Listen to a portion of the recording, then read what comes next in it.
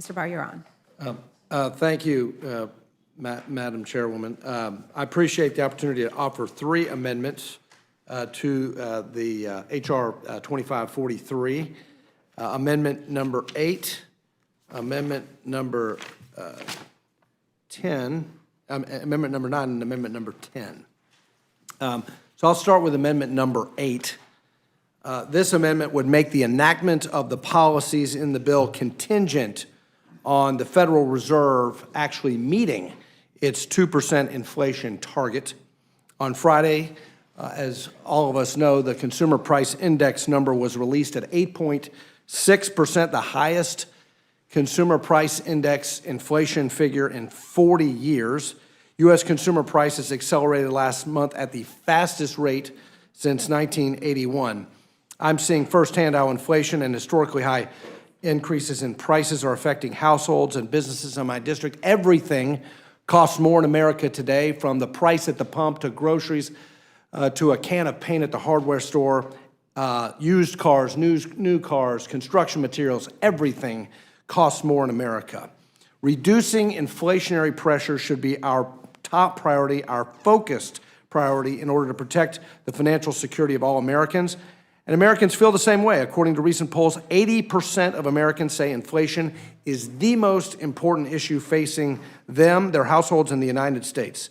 And at a time when the Fed should be laser focused, exclusively focused on price stability, its mandate, when it should be focused on quantitative tightening, right-sizing its balance sheet, and working to reduce inflation levels, Congress should not be passing legislation that would politicize the Fed, add responsibilities to the Fed, not core to its mission of price stability, and legislation that would force the Fed to further divert its focus, resources, and attention outside and beyond of the inflation crisis in our country. The Federal Reserve's sole attention should be fulfilling its price stability mandate and on reducing inflation levels, not on pursuing controversial social policies beyond the competency, expertise, and authority of the Fed. The Fed does not have the statutory mandate or authority to weigh into controversial social policies, diversity and inclusion, or any of these other equity issues. That's our responsibility. Those are important topics. But why on earth would the Congress or the executive branch cede these responsibilities to the Fed, which is not doing its job as it is? The Fed is presiding over the worst inflation in 40 years. It's made a historic mistake to fail to respond to inflationary fiscal policies, policies that constrain the demand of energy, constrain the supply of energy, produce excess demand through overspending.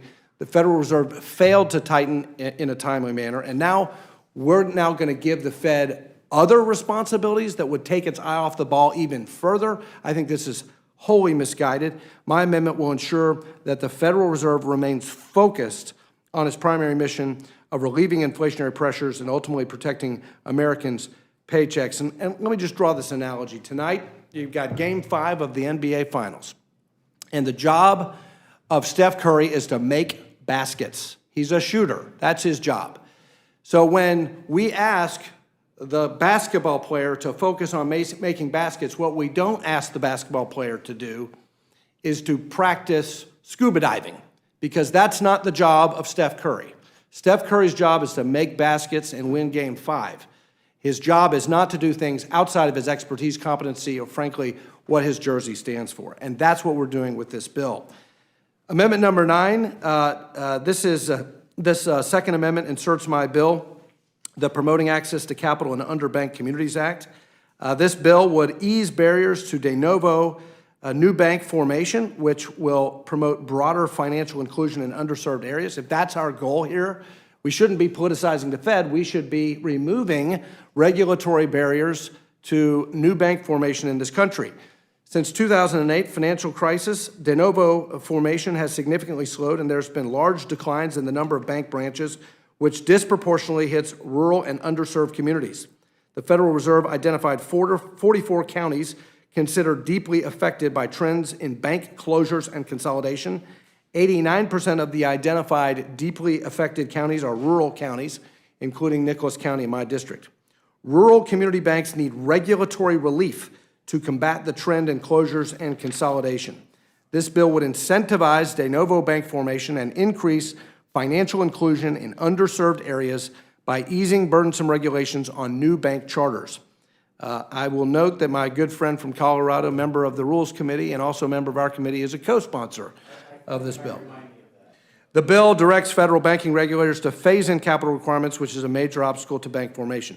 The formation of de novo banks is extremely important for our financial system and for the underserved areas that these institutions serve. This bill will kickstart economic recovery in underserved and rural communities. It will promote financial inclusion, which is the stated goal of this bill. And because we must support these underserved communities and increase access to capital for households and businesses around the country, I urge this committee to make in order this amendment, which would do that. Finally, amendment number 10, striking field of membership expansion.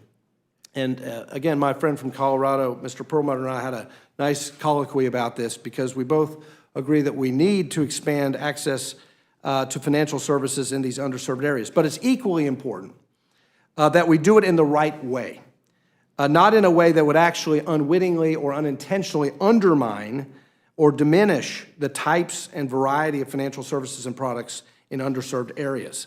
And that's why I'm offering this amendment that would strike provisions in the bill that would remove or broadly expand the field of membership requirements on community-based credit unions.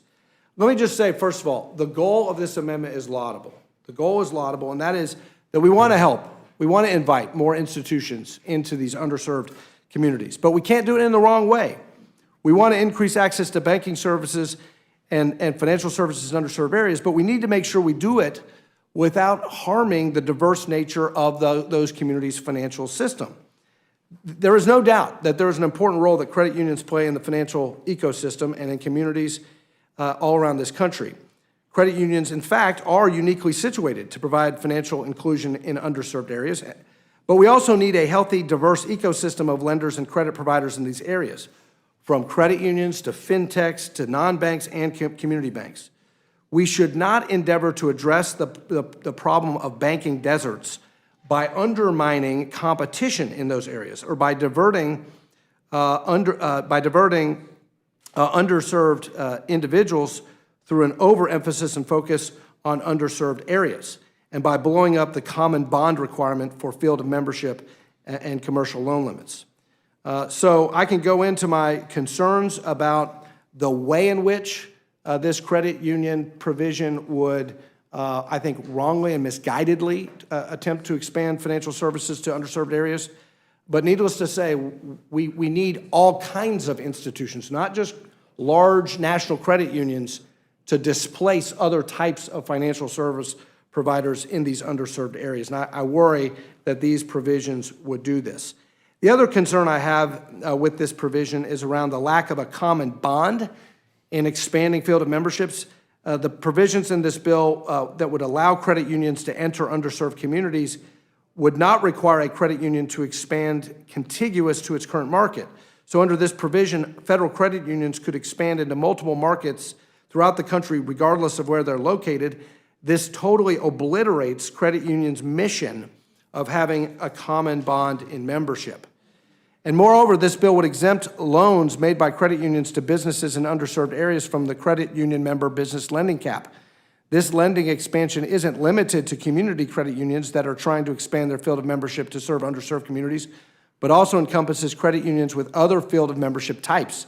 Under this provision, credit unions with all different fields of memberships, not just those serving underserved populations, could make commercial loans in these designated areas if they have a member operating in the area without it going to their membership business lending cap. So we need to be cognizant of this loophole. So in conclusion, I recognize the important role that credit unions play in providing financial inclusion in underserved areas, a very important role. But we can't do that. We can't invite credit unions in a way that would displace other non-credit union lenders. And rural banks, non-banks that are not credit unions, not large national credit unions, and small credit unions, they play an important role in those underserved communities as well. So we want diverse financial ecosystems, and we don't need unlevel playing field. So these prudent amendments are necessary to reduce inflation levels and increase capital for underserved areas around the country. And with that, I encourage this committee to make these amendments order, and I'm happy to answer any questions or get the feedback of the committee.